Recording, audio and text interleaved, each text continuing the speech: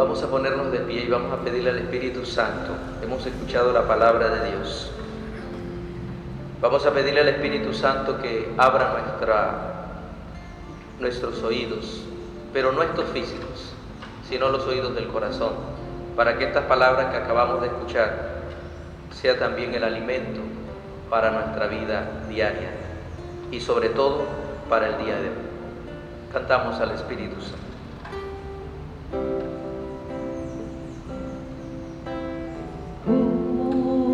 Hoy quiero abrir mis brazos para que me abraces y me llenes de ti. Ven, Espíritu Divino, de corazones consolador, fuente del amor.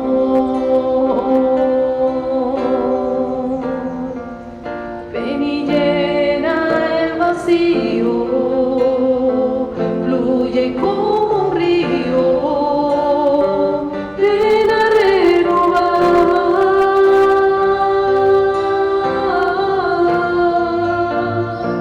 Ven como tormenta, arrasando las puertas de la mentira y el mal, con tu poder.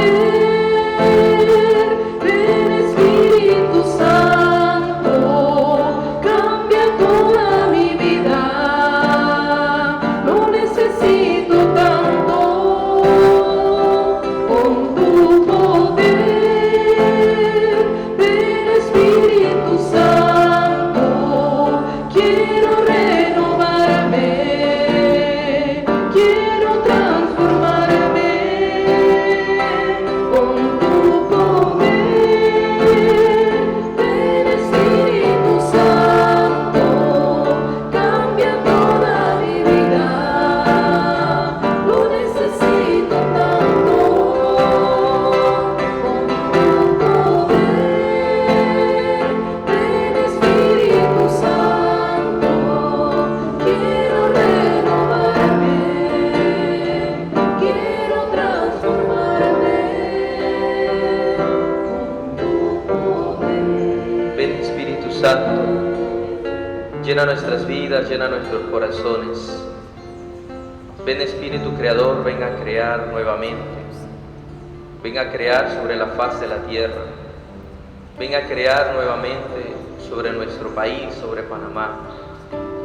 Ven a crear nuevamente sobre los panameños, sobre nosotros que estamos orando delante de ti.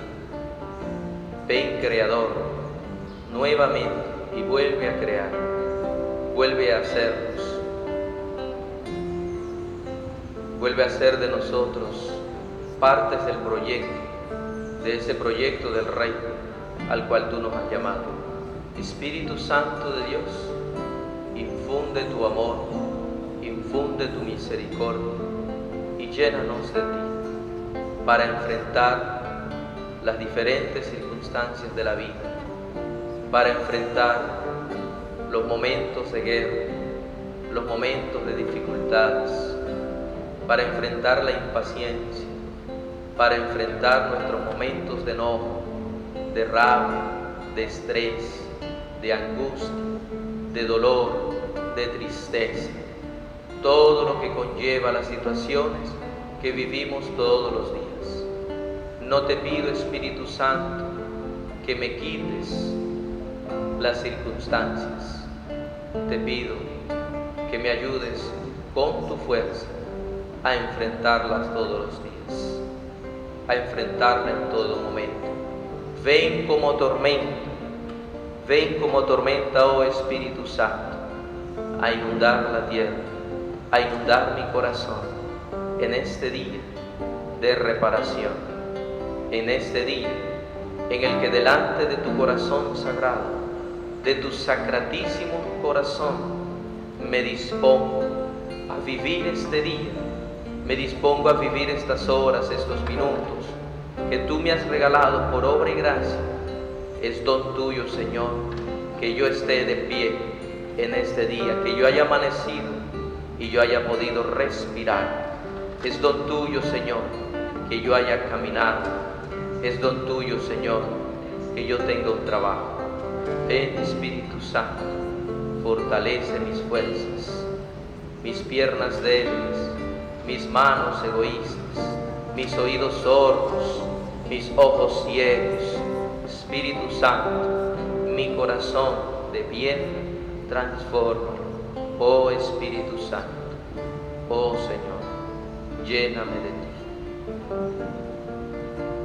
Amén, amén y amén. Nos sentamos. Nuevamente agradecer a las hermanas por la invitación, por el cariño y por todo lo que conlleva que yo esté aquí, como dijo, creo que lo dijo Tres Patines o Cantinflas, una cantinflada. Estoy aquí porque me han invitado, si no me hubiesen invitado no estuviera aquí. Así que gracias por invitarme a las hermanas. Como pudimos leer, el Evangelio sé que ya le sonaba, ¿verdad que sí? Porque el domingo quien fue a misa sabe que el Evangelio era del domingo. Pero hay una diferencia, grande la diferencia, que el domingo leímos la versión de Mateo y hoy leímos la versión de Lucas. Y hay mucha diferencia entre uno y otro, por las personas a las cuales se dirigen, y de hecho allá se hablaba de Mateo, hablaba de los talentos que decía. La traducción que usaban la semilla hablaba de millones, 1 millón, 5 millones, 5 millones, 2 millones y 1 millón. Aquí se habla de dinero, allá no se especifica millón de qué, podía ser de vaca, de caballo, de tierra, de cualquier cosa, pero no se decía. Aquí sí se dice que es de dinero. Ok, pero bueno, independientemente de eso, antes me dieron a mí también algo que tengo que conversar. Antes de eso, este evangelio a mí me llama la atención dos cosas. Ok, las dos cosas son las siguientes. El tercer personaje que no invierte su moneda, vamos a decirlo así porque aquí pone moneda, ok, su moneda, a mí me llama la atención es por qué no la invierte. Aquí el texto dice que él llega y le dice: Señor, aquí está tu moneda, la he tenido guardada en un pañuelo, pues te tuve miedo, porque eres un hombre exigente y que reclama lo que no ha invertido y cosecha lo que no ha sembrado. Dos cositas me llaman la atención. Uno, que el hombre no invierte porque le tiene miedo a su Señor. Y segundo, que tiene una idea terrible de su Señor. ¿Por qué digo que tiene una idea terrible? Porque él dice que el Señor eres un hombre exigente que reclama lo que no ha invertido. Si el Señor de él hubiese sido un hombre exigente y malo como él lo cree, no le hubiese dado a él la moneda para que la cuidara. Entonces él tiene una imagen pésima de Dios. Uno, le tiene miedo, y dos, cree que su maestro o su dueño es una persona mala, cosa que es negativa, porque cuando nosotros leemos el texto bíblico sabemos que el dueño es precisamente Dios. Entonces, si sabemos que es Dios, esta persona no invierte porque le tiene miedo a Dios. Y segundo, cree que Dios es un Dios malo, cosa que no es así. ¿Ok? Entonces, ¿por qué me llama a mí la atención esas dos cosas? Porque yo me he encontrado en la vida también gente que es así. Gente que uno no echa para adelante porque le tiene miedo a Dios y cree que Dios lo castiga. Gente que hace las cosas porque cree que Dios lo está viendo, que Dios lleva una lista todos los días cuando uno se levanta y va midiendo Dios qué es lo malo que yo voy haciendo, y va tachando todo lo malo que yo voy haciendo, y al final del día Dios me va a decir: eres un sinvergüenza, eres esto, eres lo otro. Uno cree eso. Hay gente que cree y que actúa por miedo. Sin embargo, uno tiene que saber que el amor no es miedo, el amor es libre, y por eso Dios a nosotros nos deja ser libres. Entonces uno no puede actuar en la vida teniéndole miedo a Dios. Y segundo, este hombre tiene una mala concepción de Dios. ¿Por qué? Porque dice que es un hombre exigente. Nosotros sabemos ciertamente que Dios es exigente, pero no es exigente en el sentido negativo que éste lo hace. Es decir, el miedo y la exigencia no le permiten a él, a este hombre, poder invertir eso que se le ha dado. Y a veces en la vida también ocurre que uno por miedo no hace las cosas, que uno por miedo a nuevamente volver a amar, uno no perdona, miedo a escuchar, uno no habla, miedo a no atreverse, uno se queda estancado. Y cuántas veces, como decía el Evangelio el domingo pasado, que lo guardó, uno guarda las cosas. Cuántas cosas uno no guarda en el corazón, cuántas cosas uno no guarda en la vida por miedo a decirla. No, es que yo no la digo porque es por miedo a lo que dicen, miedo a lo que piensan. ¿Y qué hace uno? Pues como esta persona guarda las cosas en un pañuelo, hasta que llega un momento en el que el Señor viene. ¿Y qué es lo que hace uno? Uno explota. Y entonces uno, ¿qué hace? Uno dice a la gente: uy, yo no conocía a ese hermano, uy, yo no conocía a esa hermana, yo no conocía esa cualidad de él, yo no sabía que era así. Claro que no lo sabíamos. ¿Por qué? Porque lo tenía todo guardado en un pañuelo, por miedo. Y así sucede también en las relaciones matrimoniales, así también sucede en la familia, ¿verdad que sí? Cuando no se dicen las cosas por miedo, cuando a veces la esposa le tiene miedo al esposo por la forma como habla el esposo, cuando los hijos le tienen miedo a los papás, le tienen miedo al papá. Yo ahora, esta semana pasada, estaba confesando a los niños de primera comunión y veía muchas cosas, muchas dificultades. Seguramente las hermanas, como hablan con niños también. Esta semana estoy con los jóvenes de confirmación, pero veía muchas cosas, este sentido, ¿no? Me recuerdo que me decía una niña: es que yo le tengo miedo a mi mamá porque mi mamá me habla muy fuerte, mi mamá me regaña mucho y yo le tengo miedo a mi mamá. Entonces ese miedo nos cohíbe. Yo decía el domingo en la misa, el miedo nos estanca, sin embargo el amor nos hace libres. Por eso es que no hay que tener miedo a perdonar. ¿Por qué? Porque ese miedo a perdonar te estanca, te retrae, te hace débil, te hace pobre, y el perdón te hace rico. Y yo creo que unido a eso, ¿no? Todo parte del hecho del corazón, ¿no? Podemos unirlo por allí, ¿no? El hecho del corazón. Eso quería decir así un poco, para no alargar un poco más en base al Evangelio del día de hoy. Pero unido a eso podemos sacar la reflexión que nos corresponde el día de hoy. Y yo quisiera compartir con ustedes esperemos que unos minutos de reflexión en torno a esta semana del Sagrado Corazón de Jesús. Y yo quisiera compartir con ustedes, como todos los domingos y en la misa allá en Santa María lo hago, siempre 3 puntos que nos sirven para nuestra reflexión del día a día. Y quiero partir de ese libro sagrado que tenemos nosotros, que es la Sagrada Escritura, ¿verdad que sí? Y la Sagrada Escritura dice San Jerónimo que quien no conoce la Escritura no conoce a Cristo. O sea que hay que leer la Biblia. Entonces, ¿qué quiero compartir con ustedes? El significado de corazón en la Biblia. Eso quiero compartir con ustedes. ¿Ok? ¿Qué es lo que dice la Biblia cuando habla de corazón? Lógicamente terminaremos diciendo el Sagrado Corazón, ¿verdad que sí? Pero, ¿qué es lo que dice la Biblia del corazón? Quiero partir primero de que la Biblia, cuando habla del corazón, ¿qué es para la Biblia el corazón? En la Biblia se entiende de que hay una sed del ser humano que tiene que ver con la voluntad, en donde se produce el querer, el desear y también el discernimiento y las opciones. Hay un lugar, dice la Biblia, que hay un lugar, es como la fábrica donde se produce esto. Y este lugar es precisamente el corazón. Es allí, en el corazón, donde se produce la voluntad, donde se produce el querer, donde se produce el desear y donde también se producen las opciones. Quédese con esa idea, hay opciones, porque Jesús nos va a mostrar que hay opciones del corazón, que el corazón tiene la capacidad de hacer opciones, y esto es importante.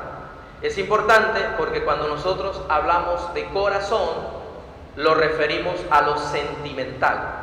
Sin embargo, la Biblia no refiere corazón a lo sentimental solamente.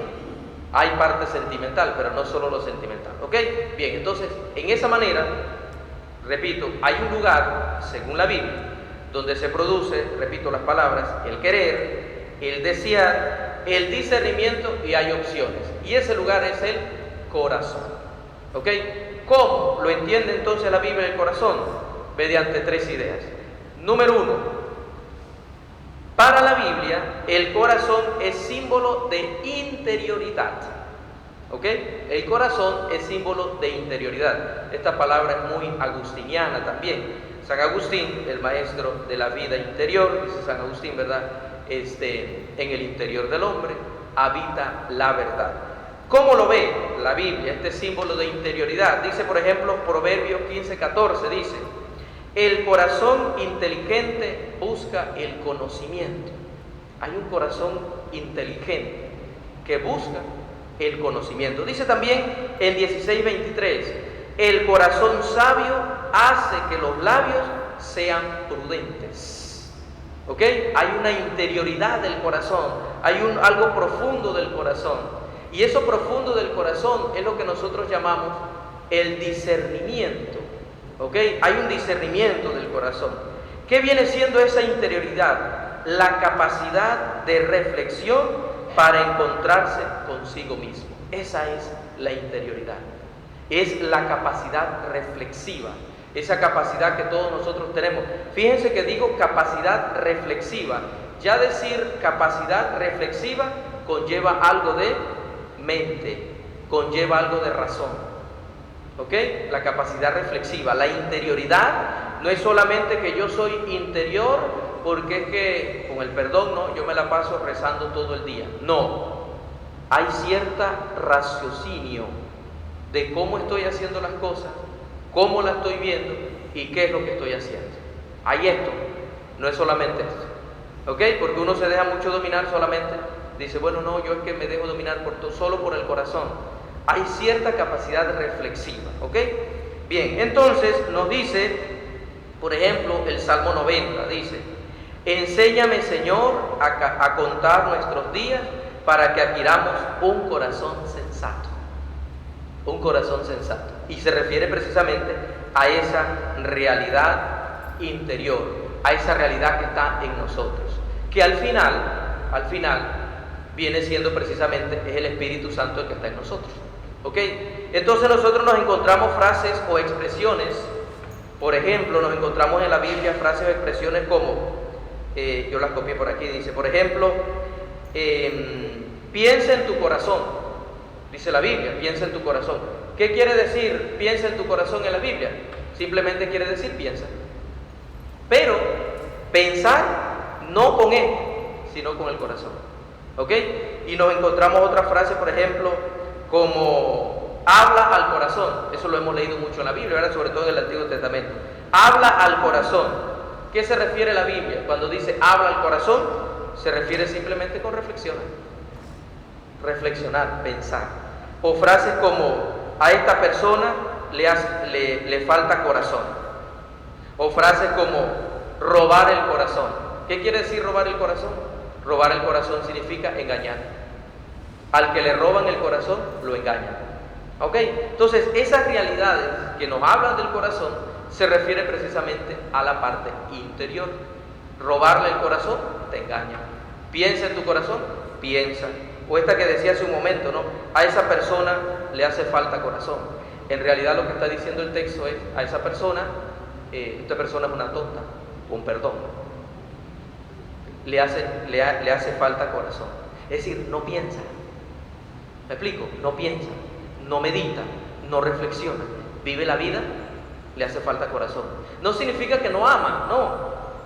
Simplemente que no piensa. ¿Ok? Entonces, en un primer momento, la Biblia se refiere al corazón como el discernimiento, como la interioridad, muy común, ¿verdad? Los padres antiguos, los padres del desierto, sobre todo, es muy común en el inicio de la vida religiosa en el desierto. ¿Ok? Bien. Segundo, esa interioridad de la que habla en un primer momento no es cualquier interioridad. No es simplemente ponerse a rezar por ponerse a rezar. No. Tiene que ser una interioridad consciente.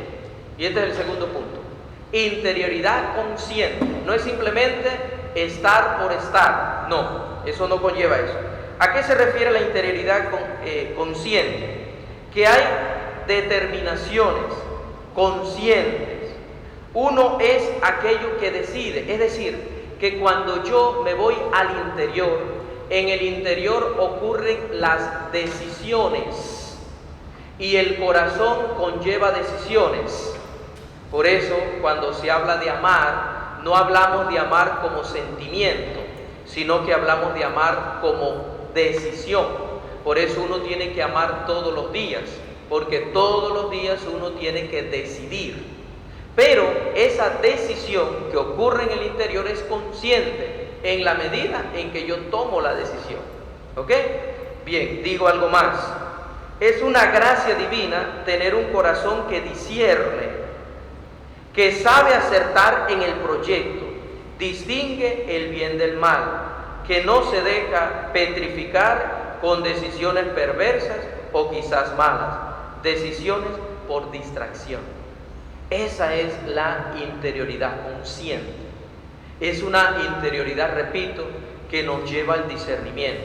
Y esto es importante, ¿por qué? Porque al momento de tomar una decisión, uno siempre se pregunta y uno siempre se dice, ¿cómo saber cuando la decisión que estoy tomando es la decisión correcta? ¿Cómo saber cuando yo me pongo delante del Señor y le digo al Señor, Señor, ilumíname y dame luces para saber si la decisión es la correcta? Bueno, pues ese es el discernimiento. Ese es el discernimiento que nos ocurre a nosotros, y todos nosotros lo hemos pasado en cualquier momento de nuestra vida. Y ese discernimiento precisamente es para tomar decisiones. Al final, el que va a tomar decisiones no es Dios. Es más fácil que yo le pueda decir a Dios, Dios, dame luces, dime por dónde va la cosa, o dime qué decisión debo tomar. Pero claro, si Dios me dice la decisión que debo tomar, pues es fácil porque la decisión es de Dios. Entonces, si se equivoca yo, me equivoqué en la decisión, entonces el que se equivocó es Dios, y yo no me equivoqué. Entonces, por eso Dios a nosotros nos da la libertad de poder elegir. Y en el interior están las decisiones. Entonces, el que se equivoca, pues soy yo. Yo me equivoco en las decisiones que tomo. Yo me equivoco a veces en los momentos en el que tengo que decidir el bien. Dios quiere que decida el bien, pero hay momentos en el que yo decido el mal. Y decido el mal, ¿por qué? Bueno, pues porque no me di cuenta cuál era lo mejor que tenía que tomar. Pero es mi decisión, es decisión mía. Y eso ocurre en un discernimiento consciente. No es culpa de Dios a veces que las cosas ocurran. Claro que no, nada es culpa de Dios. Porque ¿cómo puede un Dios que es bueno hacer algo que es malo? Eso no puede ser. Se contradice totalmente. Dios es bondad.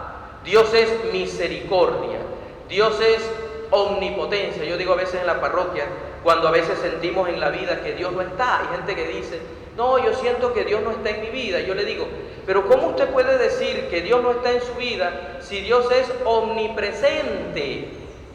El omnipresente es el que está en todos los lugares. ¿Cómo es posible que el que está en todos los lugares no esté en su vida? Eso se contradice. Entonces usted está creyendo en un Dios que no es el Dios cristiano, ¿cierto? Entonces a veces uno dice eso, pues eso, que Dios no está en la vida, que uno se siente solo. Y yo le digo eso mismo, usted no se puede sentir solo, usted no puede vivir solo la vida, porque el omnipresente, decimos todos en el credo, ¿no? Decimos en el credo, creo en un Dios todopoderoso. Y hay gente que cree que Dios no puede hacer las cosas. Y hay gente que cree que Dios no puede traer la paz. Y hay gente que cree que Dios no va a solucionar esto. Pues claro que lo puede hacer. Yo lo digo en el credo, creo en un Dios todopoderoso. A veces uno dice las cosas inconscientemente y no se cree lo que dice. ¿Verdad que sí? Y uno va por la vida así, pues sin creerse lo que uno siente. Perdón, sin creerse lo que uno vive y lo que uno es. ¿Me explico? Entonces, el texto bíblico, la interioridad consciente es esa, es darse cuenta que hay decisiones que tomar, que en el camino, lógicamente, sabemos que el maligno, ¿no? El diablo, como dice la palabra de Dios, como león rugiente busca a quien devorar. Y lo que quiere precisamente es eso, ¿no? Que usted y yo no creamos en el amor de Dios. Hay gente que dice también, no, es que Dios no me perdona. Eso es terrible. Es terrible como alguien que es misericordia pura, que es la misericordia, no va a perdonar. Ayer hablaba yo casualmente con una persona que me contaba algo de la mamá y me decía, a ver, pues no le voy a decir todo lo que me dijo, ¿no? Pero así, a grosso modo, me contaba algo de que la mamá, nosotros los hermanos, el hermano no ayudaba a la mamá, y cuando ese hermano que no ayudaba a la mamá iba a la casa, entonces la mamá siempre lo ayudaba. Y eso es raro. ¿Cómo entender a una mamá que un hijo no la ayuda a ella, pero ella sí lo ayuda a él? ¿Cómo entender ese amor?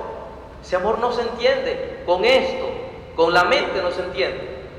Entonces yo le decía, es que por mucho que querramos entender a su mamá, nunca la vamos a entender, porque el amor de madre sobrepasa toda circunstancia, sobrepasa todo error, sobrepasa todo. Y usted imagínese, si una madre actúa así, y esa madre es amada por aquel que es la misericordia pura, que viene siendo Dios. Usted imagínese. Entonces hay gente que dice eso, pues que no, yo no creo que Dios me perdone. Eso no puede ser. O sea, un cristiano, un realmente cristiano, usted y yo que somos cristianos, sabemos que Dios nos perdona, sabemos que Dios nos ama. Claro, eso indica, dice, bueno, entonces puedo hacer mi vida con lo que me da la gana. No puedo hacer mi vida con lo que me da la gana, porque se supone que el que se siente amado va cambiando. El amor lo va cambiando. ¿Por qué? Porque el amor es renovador, el amor es movimiento. Por eso yo creo en un Dios que renueva, en un Dios que mueve. Por eso el Espíritu Santo, cuando pedimos al Espíritu Santo, pedimos esa renovación del alma. Renovación, por eso se habla renovación carismática, ¿verdad que sí? Nos renueva. Yo creo en una iglesia que se renueva. Y hablaba el Papa Francisco, ¿no? En el sínodo de la sinodalidad. Papa Francisco decía, lo primero que tenemos que creer en el sínodo de la sinodalidad es que es el Espíritu Santo el que está guiando a la iglesia. No es el Papa Francisco, no son los obispos, no son los curas, no son los laicos, no. Es el Espíritu Santo, y el Espíritu Santo es cambiante, no es cambiante, sino que hace cambio en la vida. Y así se requiere en la vida. Y eso requiere discernimiento. Son decisiones que vamos tomando. ¿Amén? Sí, me está siguiendo, ¿verdad? Bien, entonces, el segundo punto hablaba yo de la interioridad consciente, es esas decisiones que vamos tomando, ¿ok? Sabiendo que Dios es misericordioso, etcétera, etcétera, ¿ok? Nos encontramos, por ejemplo, en el libro de Ezequiel 11:19, dice el texto, el profeta, les daré un corazón nuevo, retiraré el corazón de piedra y les daré un corazón de carne. Retiraré el corazón de piedra, les daré un corazón nuevo. Miren qué lindo, ¿no? Lo que quiere hacer Yahvé con nosotros. Mientras yo vivo petrificado, mientras yo vivo todavía con un corazón duro, dice el texto bíblico, les daré. Eso es lindo, eso es bonito. Ni siquiera hay que pedirlo, ni siquiera hay que rogarlo. Señor, dame por favor un corazón nuevo. No, les daré un corazón nuevo. Ni siquiera hay que, yo qué sé, darle regalo a Dios. Señor, si tú me das un corazón nuevo, yo te prometo. No me prometas nada, ya te lo doy. Te doy un corazón nuevo. Miren qué lindo, ¿no? Te doy un corazón nuevo, ¿no? Entonces decía yo que en la Biblia, corazón, antes que sentimiento, requiere de decisiones. ¿Ok? Fíjense que yo no he hablado de sentimientos, yo he hablado de decisiones que hay que hacer. ¿Ok? Y eso requiere de una interioridad consciente. Tercer punto, y esto es bonito, una vez conociendo la interioridad y una vez conociendo la interioridad consciente, nos damos cuenta de una tercera cosa. ¿De qué nos damos cuenta?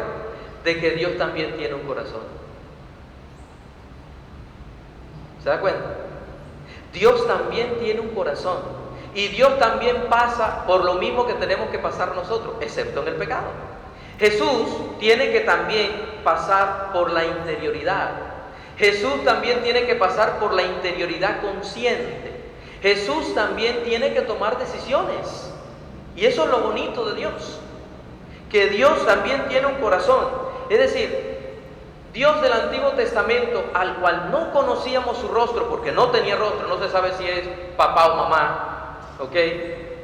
No se sabe. El Antiguo Testamento se le dice Yahvé, porque no se podía mencionar. Viene Jesús y nos dice, no, a ese Dios que está en lo alto, donde esté, a ese Dios pueden llamarlo Abba, pueden llamarlo Padre. Y es un Dios con rostro, con nombre, es un Dios con nombre propio. Y pueden llamarlo Abba, papito o papá, ¿ok? Abba, como dice. Y Jesús lo enseña en la oración. Cuando vayan a orar, no digan tantas palabras, simplemente Padre nuestro. Miren qué lindo. Qué lindo que yo como hijo pueda referirme a mi padre como padre, o no como fulano, no como su nombre, ¿no? A veces hay muchos hijos que le llaman a su papá por el nombre, ¿verdad que sí? O a su mamá por el nombre. A mí siempre me ha llamado esa atención eso. Y yo le pregunto, oiga, y fulanito, tal, y me llama el nombre y digo, pero ¿por qué no le dice papá? ¿Verdad? Eso es curioso, ¿no? Hay unos que a veces ya no le llaman papá, o le llaman tú. Antes, yo recuerdo que allá en el interior, bueno, en Toledo, allá nos enseñaban que a nuestro papá siempre usted. Siempre usted. ¿Por qué? Porque eso es respeto. Yo respeto a las familias que le dicen a sus hijos que le traten de tú. Yo lo respeto, ¿ok? No me meto en eso. Pero yo recuerdo que a nosotros, siempre usted, y decía a mi mamá siempre mamá usted, porque es un signo de respeto, ¿no? Entonces, qué bonito eso, que ese respeto no se pierde. Y uno no puede. Yo recuerdo que mi mamá me decía, alzarle la voz a tu papá, eso es pecado. Alzarle la mano, yo recuerdo que mi mamá decía, si tú le alzas la mano a tu padre, se te seca la mano. Yo no sé si era verdad. Yo no sé si a ustedes eso le pasaba, a mí sí. ¿Ok? Entonces yo digo, no, a mis padres hay un respeto único. Y eso es lo que quiere Jesús. El corazón de Jesús quiere eso. Que cuando me refiera a Dios, me refiera como un padre. Como un usted, por decirlo de alguna manera. ¿Verdad que sí? Y eso es lindo. Que haya un respeto a Dios. Y eso es lo que quiere decir Dios. Por eso, Dios mismo toma un corazón. Por eso Dios mismo toma decisiones. Nosotros lo vemos, por ejemplo, escribí yo aquí, ¿no? Hay experiencias humanas del corazón y Cristo mismo participa de esas experiencias humanas. Es un Dios de elecciones. Es un Dios que tiene que elegir. ¿Y qué ha elegido Dios? Amarme a mí. Con todas las deficiencias que yo tengo. Fíjense, así como usted también y yo me toca elegir amar al otro, que a veces no coopera para que yo lo ame, ¿ok? Porque así ocurre también, ¿verdad? Hay unos que cooperan y otros que no cooperan. Entonces, a veces, a mí también me toca elegir amar. Lo mismo sucede con Dios. Dios también tiene que elegir. ¿Y qué elige Dios? Amarme. Jesús, ¿qué hace? Está un enfermo. ¿Qué dice Jesús? ¿Cuál es la elección de Jesús si sabe de un enfermo? Oye Jesús, que murió Lázaro, tu amigo, ¿qué hace Jesús? Se va a ver a la familia. Oye Jesús, que hay un enfermo, vamos a sanar a ese enfermo. Oye Jesús, que hay un endemoniado, vamos para allá. Oye Jesús, que hay esto, vamos para allá. ¿Qué es ese vamos para allá? Elecciones. Y son elecciones. ¿Dónde ocurren esas elecciones? En el corazón. El corazón es el lugar de las elecciones. Y no las elecciones del próximo año, de mayo del 2024, no. Son las elecciones constantes de la vida que uno va haciendo. Uno se va configurando con el corazón de Jesús en la medida en que va eligiendo. En la medida en que va eligiendo. Y Jesús mismo nos regala su corazón. Eso es lindo. ¿Por qué? Porque además, hermanos y hermanas, y vamos terminando, el corazón de Jesús es una escuela. Ustedes saben que en todo el Nuevo Testamento, y esto se lo doy como dato bíblico para aquellos que les gusta la Biblia, en todo el Nuevo Testamento, escuche esto, en todo el Nuevo Testamento no existe solamente que un lugar donde se habla del corazón de Jesús. Un lugar, en todo el Nuevo Testamento, estoy hablando de Mateo, Antiguo Testamento no, en un solo lugar. Y lógicamente usted rápidamente va a pensar en la crucifixión, pero no es allí. En la crucifixión, yo busqué el texto aquí, dice el texto en Juan 19:24, El soldado atravesó el costado de Cristo. Dice el costado, no dice el corazón. Claro, nosotros entendemos que en el costado está el corazón, pero no dice el corazón.